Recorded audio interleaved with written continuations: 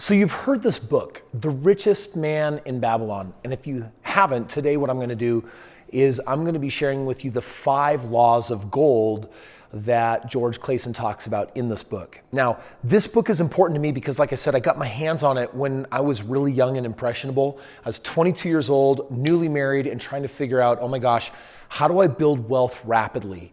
And before I share with you the 5 laws, here's what I want you to understand. This cool parable set in Babylon is all about these 3 young kids that grew up together, and then 2 as adults struggled financially. One was an artist and one was something else. And then one of their friends went on to become really wealthy, although he started just as dirt poor. And later in life, his friends came to him and said, how did you do it? And he said, by following these 5 rules of gold. 'Cause we're gonna be legends. What we're doing here ain't just scary. It's about to be legendary. So the first law is a part of what you earn, you get to keep. Now, that sounds bizarre for some of us today. So for example, if I count out and earn for myself 10 units of money, 1, 2, 3, 4, 5, 6, 7, 8, 9, 10. This money here represents me trading my time for dollars. Will you ever get rich trading your time for dollars? Never. And yet, if you spend 100% of what you make, then all of this is gone. And then the next time you work, you got to count out 1, 2, 3, 4, 5, 6, 7, 8, 9, 10. And then if I spend 100%, so like literally my existence, all of my time is being traded to like work for, there's nothing left over. The first law of gold essentially says is that you have to pay yourself. You have to keep a part of what you earn. So if we come back to that first tranche, I make this money and he says in the least, you have to find a way to save 1/10 of what you make. If you want to spend this, you go spend it. But this has to become set aside for law number 2. The second law essentially states that you have to invest your money. So this money that you keep apart, and then the next time you earn a unit of 10, you keep 10%, right? And you allow this to accumulate, and this money, the purpose of it is to be invested. And investment means that you send it to work and then it's got to produce something for you, because now I'm trading my time for hours. At the same time, I'm sending my money to work and I need it to give me something back.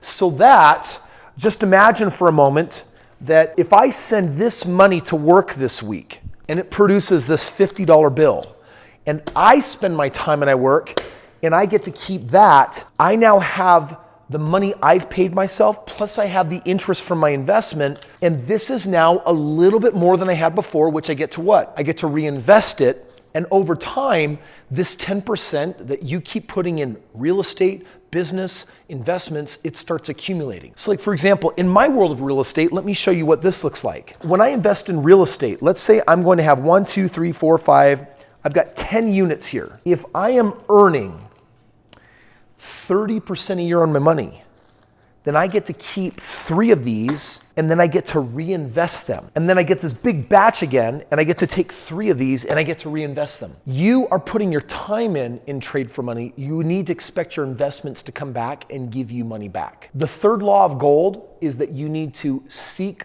first advice, which means that now that you have this money and you're ready to invest it, what should you be doing with this money? Seeking counsel from people that do this all day long versus the amateurs is, I think, what makes the difference between tremendous success and no success at all. Like, for example, let's just say for a moment that you decided to get my book for free.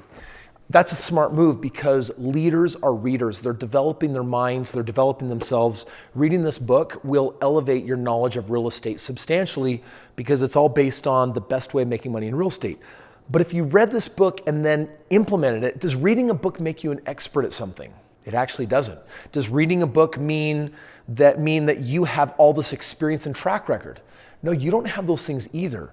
Ideally, you would want to take knowledge from a book and pair it up with a mentor, and then you would be getting that wise counsel for someone so that now when it's time to invest your money, you're actually ensuring that, hey, I understand the principle of what we're doing, but I also have someone to double check my work with. I also have an expert that's made millions of dollars that can make sure that I'm executing and doing this the right way.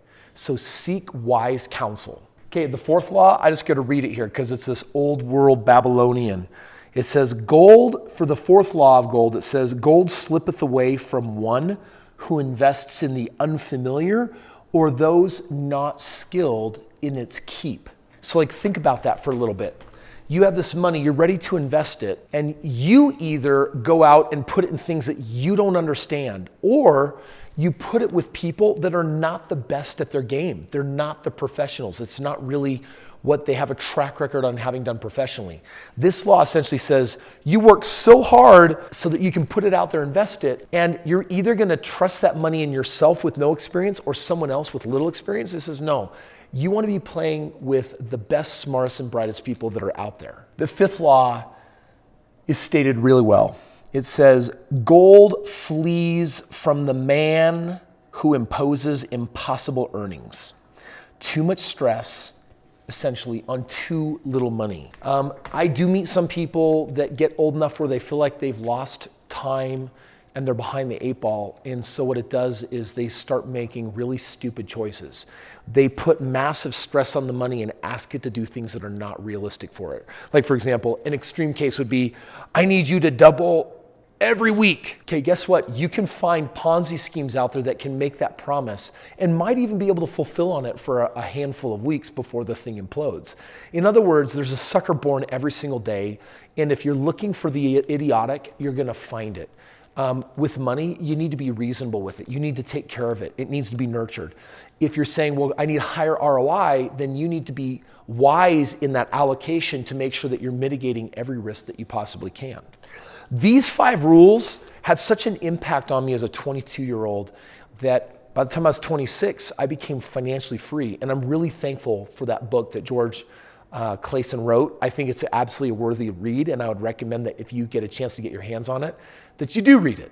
In addition, for those of you that are saying, wow, Kris, before I can execute, I need to increase my knowledge.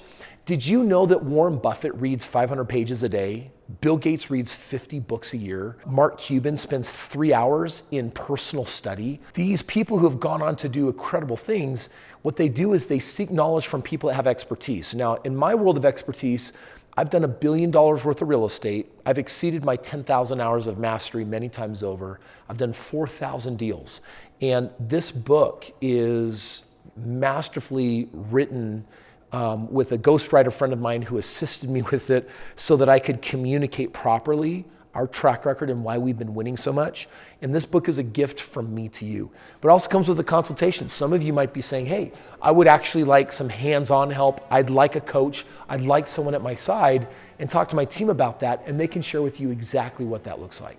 Thanks for watching. Make sure that you definitely subscribe, and we'll see you on tomorrow's video.